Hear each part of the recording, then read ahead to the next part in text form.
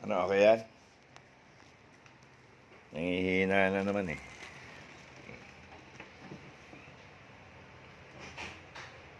May sakit. May sakit pa kayo, Nay? Wala naman. Laki ng pinayat na, oh. Sakit ulo nyo? Ha?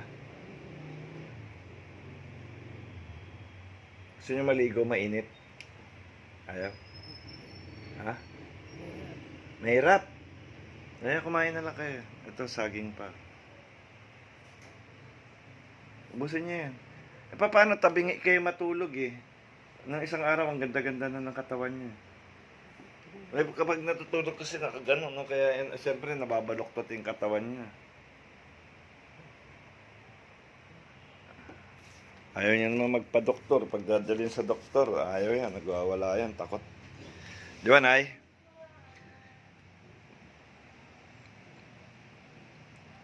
Kukuha kayong tubig. Kainin niyo yan. Kainin niyo muna yan. Pampalakas yan. Ubusin niyo. Hirap yan. Isang araw, okay na yan. Yan lang pong...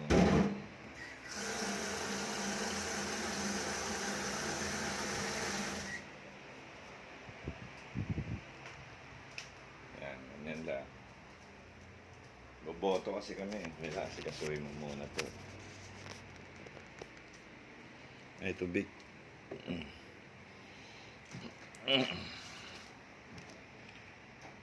Ano masakit?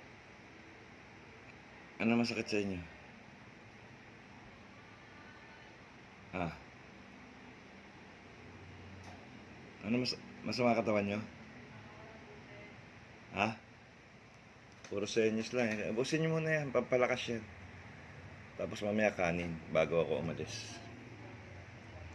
Ayan. Nahirap eh pag ganyan eh. Mababa naman. Hindi kasi natutulog yan. Pag natulog yan, ilang oras lang eh. Laging gising. Kalkal ng buong gamit yan. Ayan, ganyan. Kaya kailangan naalagaan eh. Dapat inaalagaan talaga si nanay eh. Nanay. Ay, smile na eh. Abusin niya na eh. Tapos ito pa oh. Boboto kami. Pupunta kami ng ng botohan. Boboto kami. May kanin na dyan. Nagluto na ako. Kailangan maubos niya saging. Balatan na natin kasi pag hindi yung balat ng saging, tatago yan sa ulo. Bigas po siya. Right. Ay! Ay, awakan niya ito. Nay, awakan niya itong saging. Ubusin niyo. Huwag kami tumatawag sa akin. Tumatawag ka sa akin. Wala pa. Ayun, ganyan. Hirap eh. Kaya kayo yung mga ganan nyo, alagaan nyo. Kasi kahit paano yan, kakala natin wala nang gamit sila dahil matanda na. Meron yan. Hanggat nakikita mo sila, nagiging masaya ka rin naman eh. Kaya pag-aksayahan natin sila ng oras, pag natin silang baliwalain, hanggat andyan, hanggat pwede pa, alagaan natin. Yan, ganyan lang. Di ba, Nay?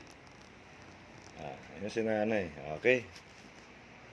Bye-bye, bye-bye.